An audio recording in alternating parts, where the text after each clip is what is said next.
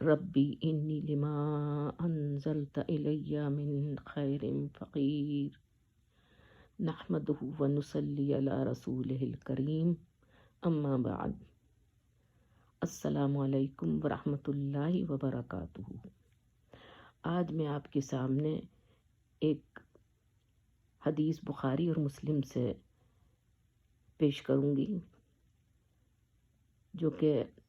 بہت ہی اہم ہے ہماری روزانہ کی زندگی میں۔ تو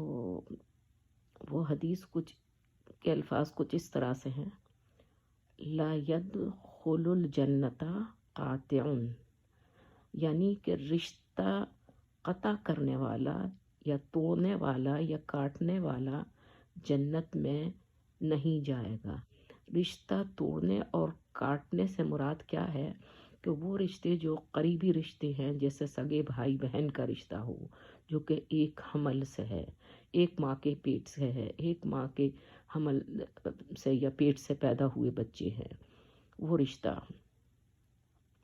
یا وہ رشتے جو کہ اپنے سگے ماموں، خالہ، چچا، تایا یا اور اس طرح کے جو بہت ہی جو قریبی رشتے آتے ہیں بالکل، جس سے ماں کا یا باپ کا تعلق ہوتا ہے، یہ وہ رشتے ہیں۔ اور ان رشتوں میں آپس میں اکثر و بیشتر یہ دیکھنے میں آتا ہے کہ دراڑیں پڑ جاتی ہیں اور لوگوں میں نفرتیں اس قدر ہو جاتی ہیں کہ ایک دوسرے کی شکل دیکھنا ایک دوسرے کے سائے سے بھی دور بھاگنے لگ جاتے ہیں۔ تو اس کی تشریح کچھ اس طرح سے ہے کہ اللہ سبحانہ وتعالیٰ کے نزدیک قطع رحمی اتنا سخت اور اتنا بڑا گناہ ہے کہ اس گناہ کی گندگی کے ساتھ کوئی شخص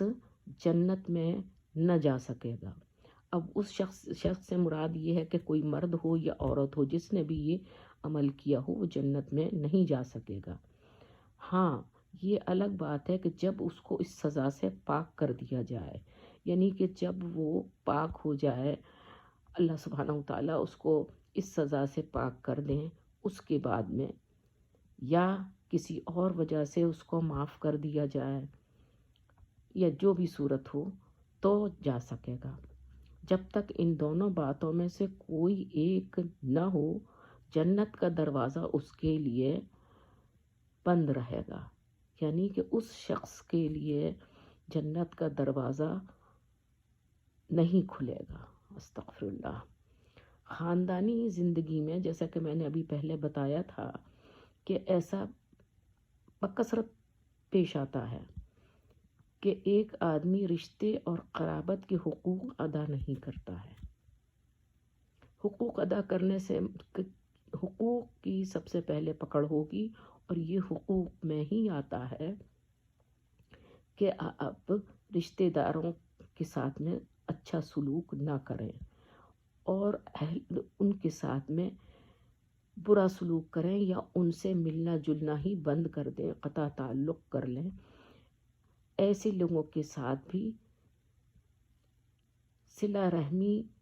کی جائے، یعنی جو آپ کے قرابت دار ہیں ان سے برا سلوک نہ کریں بلکہ ان کے ساتھ میں صلہ رحمی کریں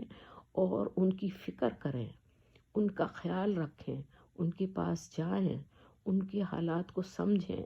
ان کو اگر کسی مدد کی ضرورت ہے تو مدد کریں، اور اگر نہیں ہے ضرورت تو الحمدللہ کوئی بات نہیں ہے، ان کے ساتھ بیٹھیں اٹھیں، خوش ہوں، ان کو بھی اس طرح کی باتیں کریں کہ ان کو بھی خوشی حاصل ہو اور آپ بھی کے بھی رشتے جڑے رہیں۔ ہاں، اب یہاں یہ سوال پیدا ہوتا ہے کہ کوئی